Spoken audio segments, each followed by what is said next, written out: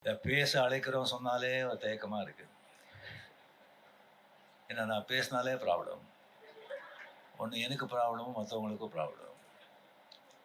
ஏதாவது ஏதாவது வந்து கழுப்பிட்டே இருப்பாங்க, ஏதாவது பேசிட்டே இருப்பாங்க. நான் சும்மா இருந்தால் இவர் என்ன பேசவே மாட்டேங்கிறாங்க, வாயில் என்ன கொலைக்கட்டே வச்சுருக்காரா அப்படின்னு சொல்லி கலாட்டா பண்ணுவாங்க, கிண்டல் பண்ணுவாங்க. பேசுனா இப்போ பேசு அப்படின்னு சொல்லுவாங்க. மற்றவங்க வந்து இவர் பேசாமல் இருக்க, இவர் பேசிருக்கக்கூடாது அப்படின்னு சொல்லுவாங்க. ஸோ என்ன பண்ணுறது? ஸோ ரொம்ப நாள் கழித்து நான் தெரிஞ்சுக்கிட்டேன், நம்மளை பிடிக்காதவங்களுக்கு நம்ம என்ன செஞ்சாலும் எது பண்ணாலும் பிடிக்காது.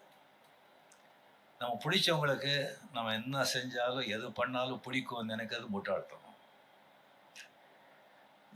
ஜாக்கிரதையாக இருக்கணும். இந்த விழாவுக்கு வந்திருக்கிற கலிப்பள்ளி தானசார் அவர்களே, தமிழ்குமரன் அவர்களே, கண்ணன் அவர்களே, மதுரை செல்வம் அவர்களே, சிம்ரன்ஜி அண்ட் பத்திரிகை நண்பர்கள் அனைவருக்குமே என்னுடைய அன்பார்ந்த வணக்கங்கள். முக்கியமாக வந்து கமல்ஹாசன் சார் அவர்கள் அண்ட் அஸ்வத் மாரிமுத்து. கமல் சார் வந்து இப்போ சொன்னாங்க வந்து இந்த ஆஃபீஸ் ஓப்பனிங் அப்போவே வந்து டெரஸில் வந்துட்டு ரஜினி இப்போ ஆஃபீஸ் பெருசாக ஸ்டார்ட் பண்ணிவிட்டேன், இந்த ராஜ்கமலுக்கு ஒரு படம் பண்ணணும் அப்படின்னு. சரி அப்படின்னு சொல்லி அதுக்கப்புறம் அவரும் பிஸி ஆகிட்டார், நானும் வந்து நான் பிஸி ஆகிட்டேன். ஸோ அதுக்கப்புறம் வந்து ஒரு சீரியஸாக சிவாஜிக்கு அப்புறம் வந்து பேசுகிற மாதிரி இருந்தது. அதுக்கப்புறம் ஒரு வாட்டி லாஸ்ட்டு வரும்போது அவர் டோன்லேயே கொஞ்சம் இதாக இருந்தது, படம் பண்ணணும் அப்படின்னு. சரி சார் நம்ம பண்ணலாம் அப்படின்னு சொல்லிட்டு இது வந்து டைரக்டர் வந்து ஆக்சுவலாக பார்த்தீங்கன்னா அஸ்வத் மாரிமுத்து வந்து இது 4வது டைரக்டர். ஃபஸ்ட்டு நம்ம பண்ணும்போது ரவிக்குமார் ஃபிக்ஸ் பண்ணிட்டு வந்தோம். சரி அது வந்து சரியாக டிஸ்டிங் வரலன்னு சொல்லி அப்படியே வந்து இதாகிடுச்சு.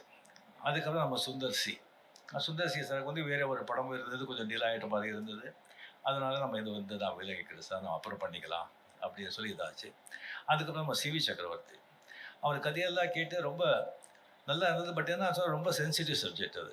அது ஒரு கம்ப்ளீட்லி ஒரு நியூக்ளியர் சயின்டிஸ்ட் பற்றி, அந்த நியூக்ளியர் வெப்பன்ஸ் பற்றி, ஷூட்டிங் ஆப்கானிஸ்தான், ரஷ்யா அந்த மாதிரியெல்லாம் ஒரு ரொம்ப நைஸ் சப்ஜெக்ட். பட் ரொம்ப ரொம்ப சென்சிட்டிவ், ரொம்ப ரொம்ப ஜாகிரதையாக டீல் பண்ணுறோம், டைம் கன்சியூமிங். ஸோ அதனாலே வந்து அதை வந்து நம்ம அப்புறம் இது பண்ணிக்கலாம் அப்படின்னு சொல்லும்போது தான் அஸ்வத் மாரிமுத்து நம்ம வந்து இந்த படத்துக்குள்ளே வந்தார். இப்போ கமல் முதலே சொன்ன மாதிரி இந்த டென்ஷன் எனக்கு வந்து ஏன் அப்படின்னு சொன்னால், கமல் வந்து கூப்பிட்டு ரஜினி நான் கதையும் கேட்க மாட்டேன், எதுவும் கேட்க மாட்டேன், நான் எல்லாத்தையும் உங்ககிட்ட விட்டேன், நீங்கள் என்ன சொல்கிறீங்களோ அதை நீங்கள் பண்ணுங்கள் அப்படின்னு சொல்லிட்டாங்க. அதே தான் பெரிய ஒரு டென்ஷன் ஆகிடுச்சு நமக்கு. ஃபுல் ரெஸ்பான்சிபிலிட்டி நம்ம போட்ட பிறகு அவ்வளோ பெரிய ஒரு ஜாம்பவான் சொன்ன பிறகு தான் எனக்கு வந்து அதுக்கப்புறம் வந்து அவர்கிட்ட நான் சொன்னேன், இல்லை கமல் சார் இந்த கதையெல்லாம் வேண்டாம், எல்லாம் நம்ம தலையில் கட்டிடாதீங்க, நீங்கள் கதையை கேட்டு நீங்கள் ஓகேன்னு சொன்ன பிறகு தான் நான் வந்து ஃபோர்ஸ் பண்ணி அந்த கதை கேட்டார். ஸோ கதை கேட்டு நல்லா இருக்கு அப்படின்னு சொல்லி இந்த படத்தை வந்து நம்ம வந்து இது பண்ணியிருக்கோம். டெஃபினட்டாக நம்ம என்ன சொல்லி என்ன பண்ணால் கூட அஸ்வத் மாரிமுத்து மேலே வந்து பெரிய ஒரு ரெஸ்பான்சிபிலிட்டி இருக்குது. அதுக்காக எல்லாமே வந்து உங்கள் தலைமையில் நம்ம போட்டுட மாட்டோம். 100% நம்ம எல்லாம் சேர்ந்து it's a group work, it's a combined work, it's a team work. எல்லாமே சேர்ந்து நம்ம வந்து ஓன்லி சக்ஸஸ் நோக்கி தான் நாம் வந்து இதை உழைப்போம். டெஃபினெட்லி படம் நல்லா வருவாங்கிற நம்பிக்கை எனக்கு இருக்குது. Very energetic director, young blood. அவர் படம் வந்து டிராகன் படம் பார்த்து எனக்கு ரொம்ப பிடிச்சிருந்தது. அது என்டர்டெயின் மட்டும் இல்லாமல் ரொம்ப டிஃபிகல்ட்டான சப்ஜெக்ட், அதோட ஒரு நல்ல மெசேஜ் வந்து அதில் வந்து கொடுத்துருந்தாங்க. It's an excellent has a cameraman and crew. ரொம்ப ரொம்ப ரொம்ப திஸ்டிங் நல்லா வந்திருக்கு. கடவுள் படத்தில் நல்லா வரணுங்கிற நம்பிக்கையும் இருக்குது. அண்ட் கமல் என்னுடைய வந்து ஃப்ரெண்ட்ஷிப் பற்றி ஆல்ரெடி நம்ம எவ்வளோ சொன்னால் கூட அது வந்து கம்மி தான். அவர் வந்து எனக்கு வந்து அவர் செஞ்சுருக்கிற எனக்கு வந்து உதவியா இல்லை என்கரேஜ்மெண்ட்டா இல்லை கோஆப்ரேஷனாக என்ன சொல்கிறதுன்னு சொல்லி அதுக்கு வந்து நிறைய பேர் தெரியாது. 75, 76, 77 அவர் வந்து மிகப்பெரிய ஸ்டார். அப்போ தான் நான் புதுசாக வந்ததெல்லாம். இளமை மஞ்சளாகிறது நிறைய பேர் பார்த்துருப்பீங்க. அதில் வந்து எவ்வளோ பெரிய பேர் புகழ் எனக்கு வந்து கொண்டு வந்து கொடுத்த படம் அது. அதில் முதல்ல நான் பண்ணுறதா இல்லை, அந்த கேரக்டர் வந்து ஜெய் கணேஷ் பண்ணுறதா இருந்தது. நான் அது கன்னடா, தெலுங்கு, தமிழெல்லாம் பண்ணிகிட்டு இருந்தேன். அவர் டேட் கேட்கும்போது டேட் கிடையாது. அப்புறம் கமல் வந்து ஃபோன் பண்ணி இன்சிஸ்ட் பண்ணி, இல்லை சார் இளமை மஞ்சள் ஆகிறதுன்னு போடுறீங்க, நீங்கள் ரஜினி போடுங்க, அது ஸ்ரீதர் சார் கிட்டே சொல்லி, அதுக்கப்புறம் அவரே என்னை ஃபோன் பண்ணி, ரஜினி நான் கூட டேட்டில் அட்ஜஸ்ட் பண்ணி தான் பண்ணுறேன், நீங்கள் பண்ணுங்க வாங்க நல்லா இருக்கும் அப்படின்னு சொல்லி அவரால் தான் அது இளமை கொஞ்சம் அழைக்கிறது படமே நான் பண்ணது. அதில் ஒரு சீக்வன்ஸ் வருது, அது படம் பார்த்தவங்களுக்கு தெரியும். கமல் வருவாங்க, நான் இந்த பக்கம் நின்றுட்டு அவர் பேர் கூப்பிட்ற, கமல் இந்த பக்கம் பார்க்குறாரு, இங்கே இங்கே அப்படிங்கிற. இன்னும் ஒரு வருதுக்கு முன்னாலே வந்து நான் டைரக்டர் சார் ஸ்ரீதர் சார் கிட்ட பேசும்போது நான் இப்படி பண்ணுறேன்னு சொல்லும்போது, சரி நல்லா இருக்குது, பட் கமல் ஒன்றும் தப்பாக நினைக்க மாட்டாரா அப்படின்னு கேட்டார். இல்லை சார் டெஃபினட் நினைக்க மாட்டாருன்னு. சரி பார்க்கலாம். சரி வந்து வந்தாங்க கமல், இப்படி வந்து நான் வந்து சொல்லிட்டு இங்கே இங்கே கமல் ரஜினி சூப்பர் அப்படின்னு சொன்னார். So Suriya sir we appreciated so much, எவ்வளோ அண்டர்ஸ்டாண்டிங் இருக்குது, ஸோ நைஸ் அப்படின்னு. ஸோ ஈவன் அந்த ஆடுபுலி ஆட்டம், அந்த படம் பார்த்தவங்களுக்கு தெரியும். வந்து ஒரு மோட்டர் பைக்கில் வந்து ஷேவ் பண்ணிகிட்டு இருப்போம். ஷேவ் பண்ணிகிட்டு இருக்கும்போது வந்து இன்ஸ்பெக்டர் வந்து இன்ஸ்பெக்டர் வந்து வந்துடுவான், போலீஸ் வந்துடுவோம். அப்படியே ஓடி போகும்போது அதுக்கப்புறம் வந்து பைக்கில் போகும்போது அவர் ஷேவ் பண்ணிட்டு தானே இருந்தேன். சரி ஷூட் பண்ணும்போது சார் அந்த ஷேவ் பண்ணிவிட்டு நான் ஓட்டுறேன் அப்படின்னு சொல்லும்போது எஸ்பி முத்துராமன் ஷேவ் பண்ணிவிட்டு ஓட்டுறதா, ஐயோ என்ன இது, அதெல்லாம் வேண்டாம்.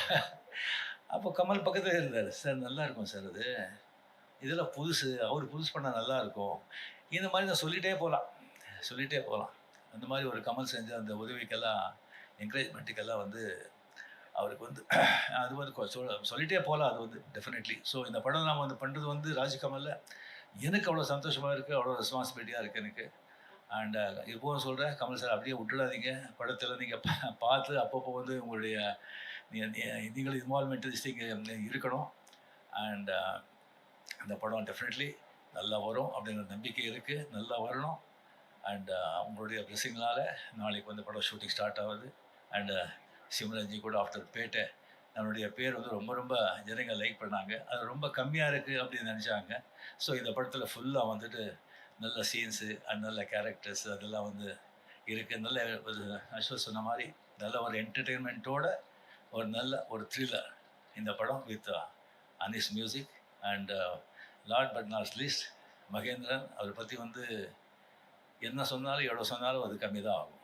ஏன்னா கமல் சார் மாதிரி ஒரு ஆர்டிஸ்ட்டு, அவருக்கு வந்து அந்த மாதிரி ஒரு ரைட் ஆன் திஸ் திங் இல்லைன்னு சொன்னால் அது ரொம்ப ரொம்ப ரொம்ப கஷ்டம்.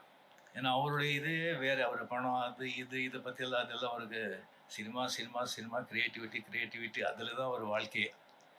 அதுக்கு வந்து கரெக்டாக வந்துட்டு அவர் போக்கில் விடாமல் கொஞ்சம் பிடிக்கிறது மகேந்திரன் அந்த மாதிரி அவர் கிடைச்சது எனக்கு மிக மிக சந்தோஷம். நன்றி, தேங்க்யூ.